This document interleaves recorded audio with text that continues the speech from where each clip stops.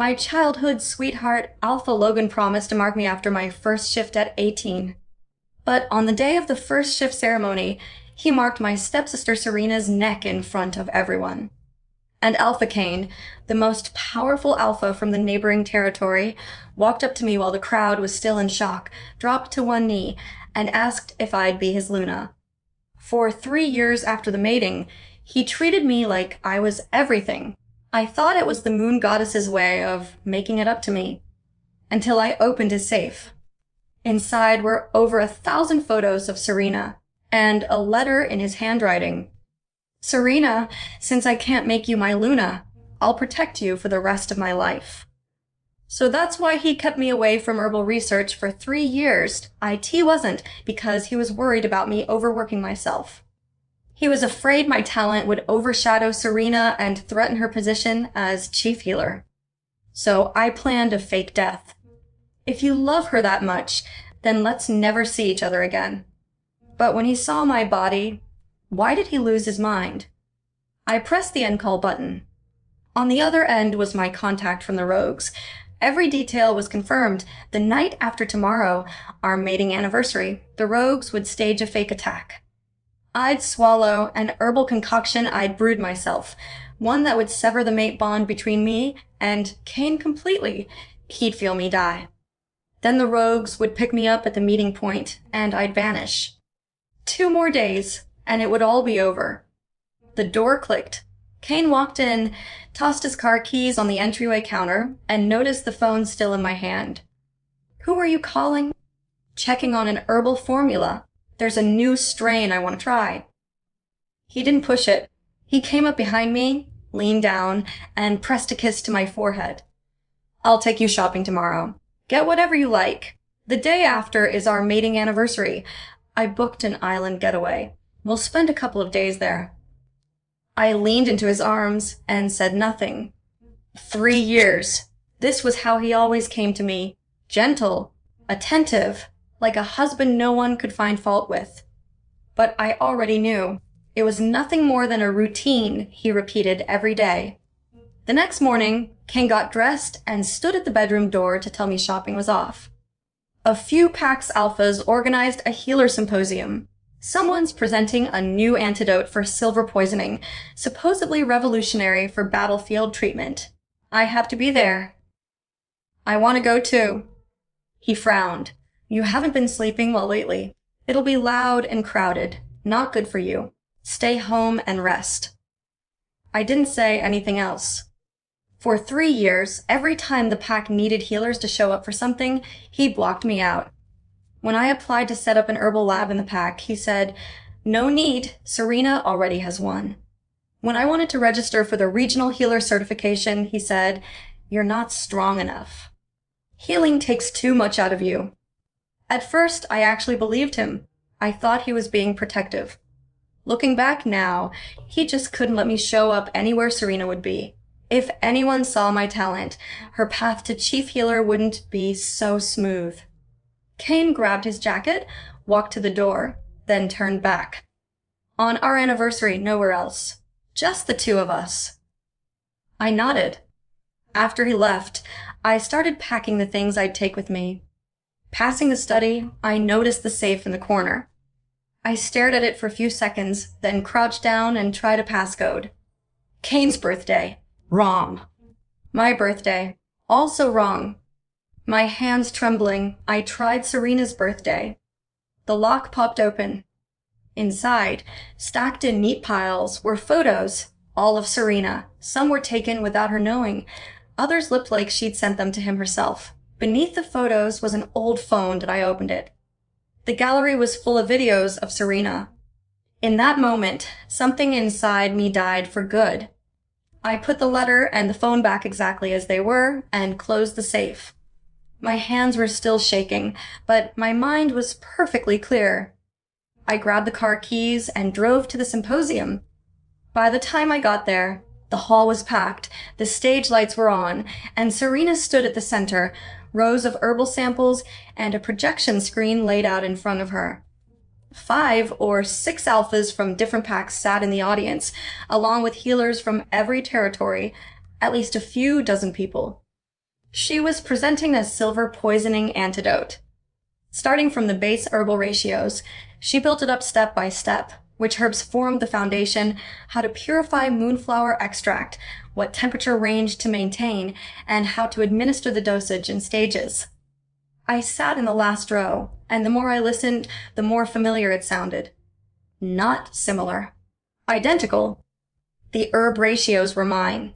The purification process was mine. The stage dosage method was mine. Then Serena said something. Moonflower must be harvested on the night of the new moon. Miss that window, and the potency drops by at least half. That line doesn't appear in any textbook. It was a conclusion I'd reached after 3 rounds of experiments, written only in my private notebook. I'd never told a soul. The entire audience rose to their feet, applauding. Several alphas stood up on the spot and invited Serena to serve as a guest healer in their territories. Someone said this formula would revolutionize battlefield treatment across the entire werewolf world. Someone else called Serena the most promising healer of her generation. Before the applause even died down, Serena spotted me. She came down from the stage, walked straight toward me, grabbed my hand in front of everyone, her voice dripping with concern. What are you doing here? Kane told me you haven't been feeling well. You drove all this way by yourself. I pulled my hand free. The next second, she stumbled backward, staggered 2 steps, and collapsed to the ground. The crowd erupted. Kane appeared out of nowhere, crouched down to help Serena up, then looked up at me with a stare cold enough to cut. She was just worried about you. Was that really necessary? Serena leaned against his arm and shook her head, her voice soft and fragile. Don't blame her. I just lost my footing. I didn't explain. I knew this act by heart. She'd pulled it countless times over the past 3 years. Always the same playbook. Show kindness first, then fall, and suddenly everyone thinks I'm the problem. The applause started up again, but this time it wasn't for the formula. An elder from the Alliance took the stage and announced that, in recognition of Serena's outstanding contributions to the field of healing, she would be formally awarded the title of Alliance Chief Healer Consultant. The moment those words landed, the elder added with a smile, and one more piece of good news. Serena is pregnant. Alpha Logan is about to have an heir. The whole room exploded.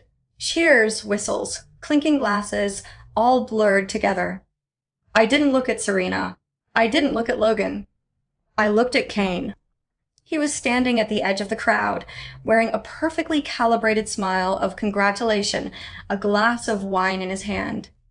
But when the elder said, Serena is pregnant, his fingers tightened around the glass for just a fraction of a second. His smile froze for less than a heartbeat. Too brief. No one else in the room caught it. But I did. I had spent 3 years with this man, and never once had he shown that kind of slip over anything related to me. Not even for a second. On the drive back, the car was silent. I spoke first. The silver poisoning formula Serena presented today is exactly the same as the research I was doing. Kane kept his eyes on the road. 2 seconds passed before he answered. Healing's a small field. It's normal for research to overlap. Even the detail about harvesting moonflower on the night of the new moon? Then it means you both reached the same conclusion. I didn't ask again.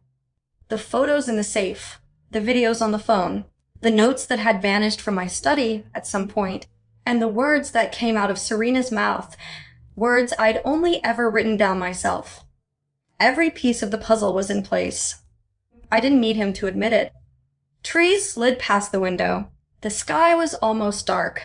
I leaned against the glass and said it like an afterthought. Let's skip the island for our anniversary. He glanced at me. Take me to Moonfall Lake.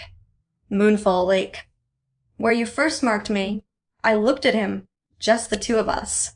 I want to spend a night by the lake. Kane was quiet for a moment, then nodded.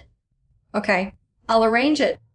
He had no idea Moonfall Lake was the rendezvous point I'd arranged with the rogues. On the evening of our anniversary, I finished packing everything I needed. An hour before we were supposed to leave, Kane's phone rang. He picked up, listened for less than 30 seconds, and his expression changed. He hung up and told me Serena wasn't feeling well, probably a pregnancy symptom.